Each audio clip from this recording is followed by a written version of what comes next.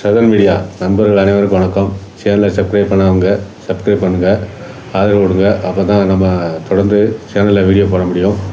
அதாவது இப்போ பார்த்திங்கன்னா தமிழகமே எதிர்பார்த்துக்கிட்டு இருந்த பரபரப்பான ஒரு தீர்ப்பு உச்சநீதிமன்றம் கொடுத்துருக்கு.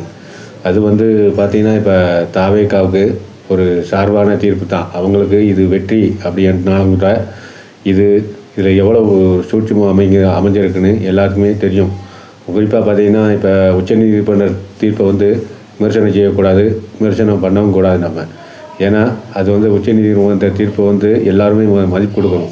அப்படி இருந்தாலும் கூட இன்றைக்கி அந்த தீர்ப்பை வச்சு நம்ம விமர்சனம் பண்ணாடக்கூட அந்த தீர்ப்புனால் விஜய்க்கு எந்த மாதிரியான பிரச்சனைகள் வரப்போகுதுன்னு எல்லாத்துக்குமே தெரியும். ஏன்னா இப்போ இந்த தீர்ப்பை வச்சு இப்போ டெல்லி மேலிடம் என்னென்னலாம் செய்வாங்கன்னு சொல்லி இப்போயே பார்த்திங்கன்னா கருத்துக்கள் நிறையா வந்துக்கிட்டு இருக்குது. ஏன்னா இப்போ விஜய் தனித்து தான் கூட்டணி அப்படின்னு சொல்லி ஒவ்வொரு மேடைக்கும் முழங்கிட்டு வந்தார். அதாவது குறிப்பாக பார்த்திங்கன்னா பிஜேபி திமுக ரெண்டையுமே குறைச்சி பேசிக்கிட்டு வந்தார்.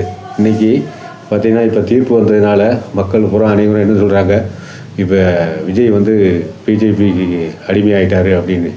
இப்போ நாளைக்கே பார்த்திங்கன்னா இப்போ சிபிஐகிட்ட போயிருக்கிறதுனால இன்னைக்குனாலும் விஜய்க்கு செக் வைக்கலாம். ஏன்னா அவர் ஒரு குற்றவாளியாக கூட நிரூபிக்கிறதுக்கு நிறையா வாய்ப்பு இருக்குது. ஏன்னா இப்போ தமிழ்நாடு அரசு சார்பாக ஒரு நபர் கமிஷன் வேறு போட்டிருக்காங்க. நியாயம் உண்மையிலே தப்பு நடக்கலைன்னா அந்த கமிஷன்லேயே தாவேகா நிரூபிக்கலாம். தப்பு செஞ்சால் தானே பயப்படணும், ஏன் சிபிஐ விசாரணை வேணும் அப்படின்னு கேட்குறாங்கன்னு தெரியல. இப்போ சிபிஐ விசாரணை கேட்டிருக்காங்கன்னா இவர் கண்டிப்பாக மத்திய அரசுக்கு சாதகமாக இருந்தால் தான் அந்த சிபிஐ விசாரணை என்பது இவருக்கு ஒரு சாதகமாக அமையும். அப்படி இல்லைன்னா கஷ்டம்தான் இவருக்கு. ஏன்னா நிறைய வழக்குகளை பார்த்துருக்கோம்.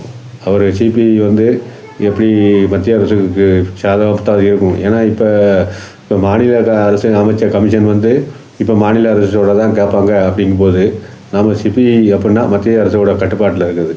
அப்படிங்கும்போது அந்த சிபிஐ நம்ம என்ன செய்ய முடியும்? அப்போ இது ஒரு மத்திய அரசோட என்ன சொல்கிறா அதுதான் கேட்பாங்க அப்படின்னு ஒரு மக்கள்கிட்ட ஒரு கருத்து நிலவி இருக்குது. அது உண்மையிலேயே ஒரு தனிப்பட்ட அமைப்பாக இருந்தாலும் கூட மக்கள் அப்படி தான் நினைக்காங்க. ஏன்னா சிபிஐ அப்படின்னா ஒரு மத்திய அரசாங்கத்துக்கு கட்டுப்பட்டது, அவங்க சொல்கிறது தான் கேட்பாங்க அப்படின்னு.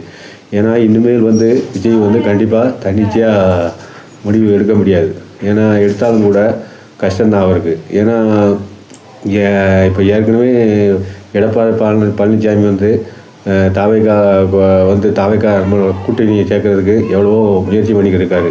இப்போ எடப்பாடி கூட்டத்தில் தாவேகா கொடி அப்படிங்கும்போது அதுலேயே பெரிய பிரச்சனை இருக்காங்க. ஏன்னா அதிமுக காரங்கிட்டே தாவேகா கொடியை கொடுத்து எடப்பாடி பிடிக்க சொல்லியிருக்காரு. அது அப்படி தான் நமக்கு ஒரு தாவேகா காரங்கள் ஆதரவு கொடுப்பாங்க அப்படிங்கிற ஒரு கருத்தை நிலவு இருக்குது. இப்போ பிஜேபி வேறு இப்போ ரெண்டு கட்சியுமே சேர்ந்து தாவேகாவுக்கு கண்டிப்பாக ஒரு முட்டுக்கட்டை போடத்தான் செய்வாங்க. ஏன்னா கண்டிப்பாக ரெண்டு கட்சியும் கண்டிப்பாக இந்த 2026 தேர்தலில் விஜய் கூட்டணிக்குள்ளே கண்டிப்பாக இழுப்பாங்க. அதுக்குண்டான முயற்சி தான் இதுவுமே எல்லாருமே சொல்லிக்கிட்டு இருக்காங்க. ஏன்னா இப்போ இன்னுமே விஜய் கூட்டணி சேரலைனாலும் கூட தீர்ப்பு அவருக்கு எதிரானதாக அமையக்கூடும். அதன் மூலம் எந்த மாதிரியான பாதிப்புகள் விஜய்க்கு வரும்னு நாம் சொல்ல தேவையில்லை. ஏன்னா அதேமாக விஜய் கண்டிப்பாக தமிழக அரசு அமைச்ச கமிஷன்லேயே கண்டிப்பாக விட்டுருக்கலாம். உண்மை ஏதோ அது எல்லாத்துக்குமே தெரியும். ஏன்னா கூட்டல் நெரிசல் அதிகமாகிடுச்சு, அதனால தான் உயிரிழந்தாங்கன்னு சொல்லி எல்லாருமே நம்புதாங்க. இதில் உள்ளே போய் யாரும் ஒரு பிரச்சனையை உண்டாக்கி மரணத்தை ஏற்படுத்துகிற அளவுக்கு வாய்ப்பு கிடையாது. ஏன்னா நாமளே பார்க்குறோம், எல்லாமே வீடியோவில் பார்க்குறோம். ஏன்னா கூட்டல் நெரிசல் அதிகமாகிடுச்சு. அப்படிங்கும்போது அந்த கூட்டத்தில் மூச்சு திணறல் வரத்தான் செய்யும். ஆனால் அப்படி ஒரு வேளை யாராவது சதி பண்ணியிருந்தானா பக்கத்தில் உள்ளவங்க, அவங்க இறந்தவங்க இந்த கூட்டத்தில் இறந்தவங்க பக்கத்தில் உள்ளவங்க கூட அதோட பாதிப்பு இருக்கும்ல, கண்டிப்பாக இருக்கும். சிலவர் ரசாயனம் தடையிட்டாங்க, அதை தடையிட்டாங்க அப்படின்னா அந்த பக்கத்தில் உள்ளவங்களுக்கும் கண்டிப்பாக பாதிப்பு இருக்குமே. அப்படி யாருமே சொல்லலையே இந்த மாதிரி இப்போ பிரச்சனை இருக்குன்னு. அது கூட்ட நெரிசலில் சாப்பிடாம காலையிலேருந்து வந்ததுனால 7 மணி வரைக்கும் தான் 7 மணி நேரம் தாமதமாக வந்திருக்காரு. அப்படிங்கும்போது அந்த கூட்ட நெரிசலில் சாப்பிடாம தண்ணி குடிக்காமல் இப்படி இருக்கும்போது கண்டிப்பாக இந்த மாதிரி பேராபத்துகள் வரத்தான் செய்யும். சரி, அதான் என்ன விஜய்க்கு தாவேகாவுக்கு கண்டிப்பாக அந்த பழியை தாவேகா மேலே உள்ள பழியை போக்குறதுக்கு ஏதாவது வேணும். அதனால் ஒரு துருப்புச்சீட்டாக சிபிஐ விசாரணை வேணும்னு சொல்லி அவங்க கேட்டிருக்காங்க. அதே போல் உச்சநீதிமன்றம் கொடுத்துருச்சு.